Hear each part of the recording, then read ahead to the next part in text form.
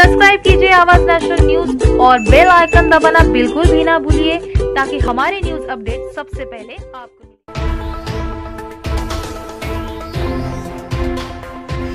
Mumbai Congress minority department की तरफ से नवनिर्वाचित मुंबई अध्यक्ष मिलिंद देवड़ा के लिए एक सत्कार समारोह रखा गया।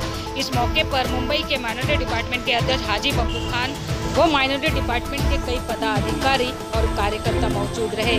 इस मौके पर कांग्रेस विधायक नसीम खान व आमिन पटेल भी मौजूद रहे, जहां मिलिंद देवड़ा ने सभी का मार्गदर्शन किया।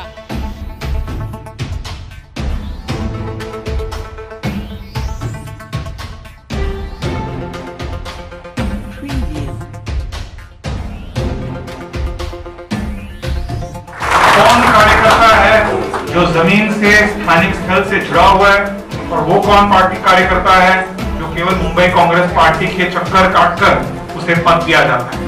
उन दोनों के बीच तुलना किया जाएगा और उन जो सही असली कार्यकर्ता है जिन्होंने काम किया, मेहनत किया, दिन रात पार्टी के लिए मेहनत करते हैं, पार्टी के विचारधारा जनता तक पहुंचाते हैं, उन कार्यकर्ताओं को राहत न्याय दी जाएगी। इस बात का कई सालों से नजरअंदाज किया गया है, मुझे अपेक्षित किया गया है, मुझे कोने में धकेल दिया गया है। मैं उन लोगों को रूपम बनकर, संजय दीना पाटिल बनकर, उर्मिला माटोंडकर बनकर आपको चुनाव लड़ना होगा। सभी कार्यकर्ताओं से मेरा गुजारिश होगा कि आने वाले दिनों में और खासकर कि 29 अप्रैल तक नहीं, आज मुंबई कांग्रेस में हमारे नए अध्यक्ष जनाब मिलिंद देवड़ा साहब, उनकी नियुक्ति के लिए उन्होंने पूरे डिपार्टमेंट का, ख़ास करके हमारे माइनॉरिटी डिपार्टमेंट के लिए एक मीटिंग लिया और उन्होंने अपने विचारों को रखा। और जिस तरीके से उन्होंने अपने पूरे मुंबई माइनॉरिटी डिपार्टमेंट के सारे पदाधिकारी को जिस तरीके से समझाया और बताया कि पूरे मुंबई में हर पदाधिकारी अपने अपने क्षेत्र में अपने अपने कैंडिडेट के साथ मेहनत और ईमानदारी के साथ काम करें, क्योंकि अगर हम सारे लोग मेहनत और ईमानदारी के साथ अगर काम करेंगे तो हम लोग कांग्रेस पार्टी को इंशाल्लाह ज़रूर जीता के लाएंगे और हमारा कैंडिडेट जीतेगा तो हम राहुल जी के हाथों को मजबूत कर पाएंगे। नहीं, चेंजिंग तो दिखाई दे रहा है, कहीं ना कहीं जब कुछ बाधाएँ होती हैं, कहीं ना कहीं कुछ तकलीफ़ें होती हैं तो उसका कोई इलाज होता है और कांग्रेस अध्यक्ष राहुल जी ने जो भी फैसला लिया है वो बेहतर होगा।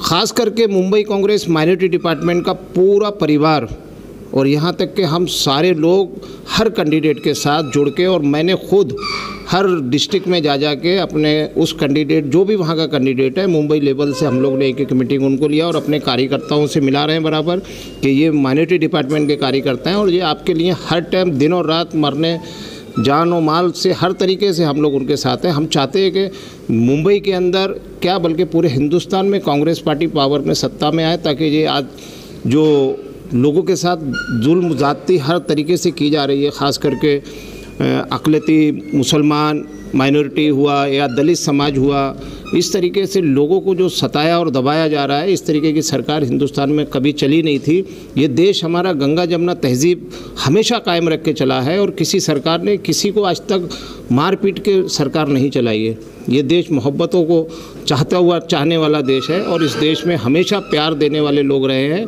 नेहरू जी से लेके आज तक जितने भी प्रधानमंत्री बने, उन्होंने इस देश के लिए प्यार और मोहब्बत से चलाया ये देश। कभी भी यहाँ पर कुछ ऐसी फ़िरका परस्त ताकतें थीं जो हमेशा कुछ ना कुछ करते रहें, लेकिन किसी प्राइम मिनिस्टर की तरफ से इस तरीके की कभी वो चीज़ें देखने को नहीं मिली जो आज देखने को मिल रही हैं। तो इसके लिए ये हम माइनॉरिटी हो या दलित समाज या जितने भी सारे लोग हैं, सारे लोग मिलके एक ही सबका लक्ष्य है, किसी सूरत से कांग्रेस को सत्ता में लाया जाए। और इस भ्रष्ट सरकार को मैं बोलूँगा कि इन्होंने जो करप्शन इस 5 साल के अंदर किया है उसको देखने और सुनने के लिए कुछ बचा नहीं है। और ख़ास करके मैं चाहूँगा कि लोगों को ये मालूम पड़े कि जो लोग हमारे ऊपर इल्ज़ाम लगाते कि 70 सालों में कांग्रेस पार्टी ने क्या किया है, तो मैं उन लोगों को बताना चाहूँगा आपके माध्यम से, आपके चैनल के माध्यम से, कि कांग्रेस पार्टी 70 साल की पार्टी नहीं है। कांग्रेस पार्टी 135 साल की पार्टी है। और पिछले 70 सालों में जो कांग्रेस पार्टी ने इस देश के लिए किया है उसको नज़रअंदाज किया जाता है, उसको कोई बताता नहीं है। हमारे नेहरू जी 12 से 13 साल तक जेल में थे, उसके बाद में देश आज़ाद हुआ, फिर वो देश के प्रधानमंत्री बने थे। तो लोगों को सिर्फ प्रधानमंत्री बनते हुए दिखते हैं, उनकी कुर्बानियाँ नहीं दिखती। इस देश पे इंदिरा जी ने अपना खून का बलिदान दिया, राजीव जी ने अपने खून का बलिदान दिया, अपनी जान दी, ये देश के लिए किया है। तो ऐसे लोगों को मैं बताना चाहूँगा कि कांग्रेस पार्टी का 135 साल का इतिहास उठाओ तो, और वो इतिहास देखो कि कांग्रेस पार्टी ने इस देश में क्या किया। 1947 में हमारे देश में एक सुई भी नहीं बनती थी, आज हमारे देश में हवाई जहाज़ ऐसा ही नहीं बनता है। मोदी जी जिस हवाई जहाज़ में बैठ के पूरा देश घूमे हैं ना, वो कांग्रेस की देन है। तो ये हालात में आज लोगों को बहकाया जा रहा है, भड़काया जा रहा है कि कांग्रेस पार्टी ने कुछ नहीं किया। हम सबको ये समझने की ज़रूरत है कि कांग्रेस पार्टी ही एक ऐसी पार्टी है जो इस देश को हमेशा कामयाबी दे सकती है, बाकी कोई नहीं दे सकता। इन्हें नहीं कहा चौकीदार चोर है, उस चौकीदार ने खुद बोला था कि मैं चौकीदारी करूँगा। और जब उस चौकीदार के रहते हुए एक नजीब की माँ पूरे हिंदुस्तान में आज 2 साल से भटकती फिर रही है, उसका बेटा कहाँ गुम गया है, ये चौकीदार की जिम्मेदारी है कि उस बेटे की खबर दे। आज हमारे देश की पुलिस और जो सीबीआई है, एक इंसान जो गुम गया वो जिंदा है या मर गया उसकी खबर नहीं दे सकते क्या? इस तरीके के हालात हमारे देश में हैं कि यहाँ से कुछ भी चोरी करके विदेश लोग भाग जाते हैं। तो फिर कांग्रेस क्यों बोलेगी चौकीदार चोर है? चौकीदार ने तो खुद बोला था मुझे चौकीदार बनाओ। फिर चौकीदार क्या कर रहा था? जब विजय माल्या भागा, नीरव मोदी भागा, तो चौकीदार कहाँ पर था? चौकीदार की जिम्मेदारी थी कि उनको निकलने देना चाहिए था। 350 किलो RDX हिंदुस्तान के अंदर आगे बम ब्लास्ट होता है, हमारे फौजी मारे जाते हैं, चौकीदार किधर रहता है? चौकीदार की जिम्मेदारी है कि वो चौकीदारी करे, और जब चौकीदारी नहीं करा तो जनता ने बोला है चौकीदार चोर है, कांग्रेस पार्टी ने थोड़ी बोला चौकीदार चोर है। तो आपके माध्यम से मैं लोगों तक ये मैसेज पहुंचाना चाहता था कि कांग्रेस पार्टी 135 साल की पार्टी है, ना कि 70 साल की पार्टी नहीं है। पब्लिक को बहकाने और भड़काने के चक्कर में मत पड़ो। कांग्रेस पार्टी सिर्फ और सिर्फ 135 साल की पार्टी है और इसके बलिदानों को हर इंसान को देखना चाहिए।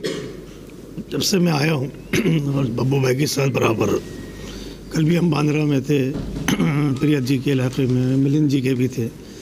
इनकी टीम जो काम कर रही है वो मिसाल है पूरे और जगह की माइनॉरिटीज़ है। बहुत टीम है इनके पास, बहुत वर्कर हैं, और जिस तरीके से पिछली बार माइनॉरिटीज़ के एरियो में पॉकेट्स में जो परसेंटेज कम रहा, इस बार उम्मीद है 70-75% तक हर हाल में जाएगा। हमारा पहला काम यही है कि लोगों सबसे कह रहा है जो जिस बिल्डिंग में जिस एरिया में रहता है वो अपने एरिया को छोड़े नहीं, उस एरिया में रहे और अपने वोट पहले गिराए, परसेंटेज बढ़ाए, फिर दूसरे इलाके में अपने जहाँ जाना जाए, पहले अपनी जिम्मेदारी को पूरी करे। इस बार छुट्टी की भी कुर्बानी देनी होगी, और रमज़ान आएंगे तो रमज़ान की कुर्बानी भी देनी पड़ेगी, और ये जिम्मेदारी निभानी पड़ेगी। ज़रूरी है कि जमहूरियत की बुनियादी वोटिंग पे है। अगर हम वोटिंग नहीं करेंगे तो जमहूरियत नुकसान हो जाएगा, और ये चाहते भी यही है। ये 35%, 40%, 50% में राज करने वाले लोग ये चाहते भी है कि परसेंटेज बढ़े नहीं, लोग वोट नहीं दें। रोज़ाना सोशल मीडिया से इस पर नए नए शोषे छोड़ना, नए नए फितने फैलाना, जैसे कि बब्बू भाई ने बताया, रोज़ इस तरह के माहौल ख़राब करना, सिर्फ नफरत और खौफ की राजनीति। तो वोट परसेंटेज बढ़ना चाहिए, हर हाल में बढ़ा, किसी को तो वोट बढ़ना चाहिए।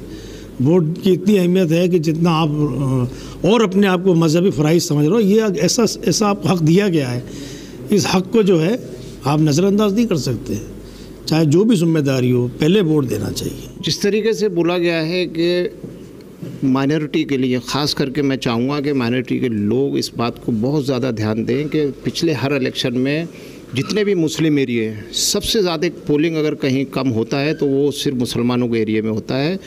मैं एक ज़िम्मेदार मुंबई का नागरिक होने के नाते और मुस्लिम समाज के ख़ास करके लोगों को मैं अपनी तरफ से अपील करूँगा, गुजारिश करता हूँ कि अल्लाह के वास्ते आप इस बार अपना सब काम छोड़ो और हमारे देश को आज जिस टाइम पे आज हमारी ज़रूरत है, शायद आज़ादी के बाद अगर दोबारा इस देश को अगर अपने देश प्रेमियों की ज़रूरत है तो इस इलेक्शन को मैं पड़ेगी।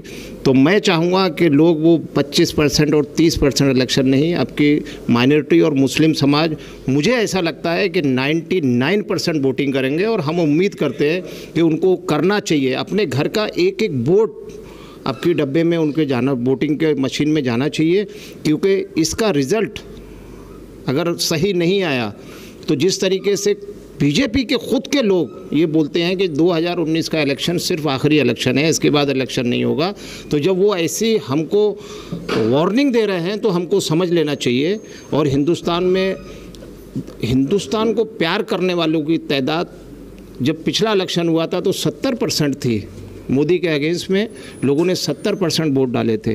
तो आज कितने लोग उनके विरोध में होंगे, वो सारे लोगों की जिम्मेदारी बनती है कि वो जितना हो सके ज़्यादा से ज़्यादा पोलिंग करें और हम भारी तादाद में कांग्रेस पार्टी को जिता के लाएं, कांग्रेस कैंडिडेट को जिता के लाएं और राहुल जी को इस देश का प्रधानमंत्री बनाएं, क्योंकि हमारे देश को एक ईमानदार और जवान लीडर की ज़रूरत है। क्योंकि आज हमारा देश ऐसी कगार पर चला गया है कि बताते हैं कि 46 साल में पहली बार इतनी मंदी इस देश में देखी जा रही है।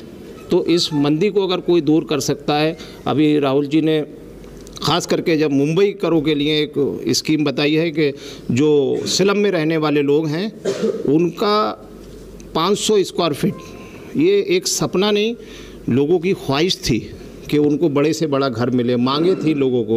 जब कांग्रेस की सरकार थी तो बीजेपी और शिवसेना वाले बोला करते थे कि हमको 400 स्क्वायर फीट चाहिए, लेकिन राहुल जी ने इस बार ऐलान करके कि 500 स्क्वायर फीट हम देंगे ना, तो ये एक बहुत बड़ा काम करा है। और ये स्लम और जितने भी मुंबई के झोपड़पट्टी एरिया हैं उन सारे लोगों को ये सोचना चाहिए कि अगर उनको अपना भला चाहिए तो कांग्रेस पार्टी के लिए वोट करें और इसका रिज़ल्ट अच्छा आएगा तो उनके लिए भी बहुत बेहतर होगा।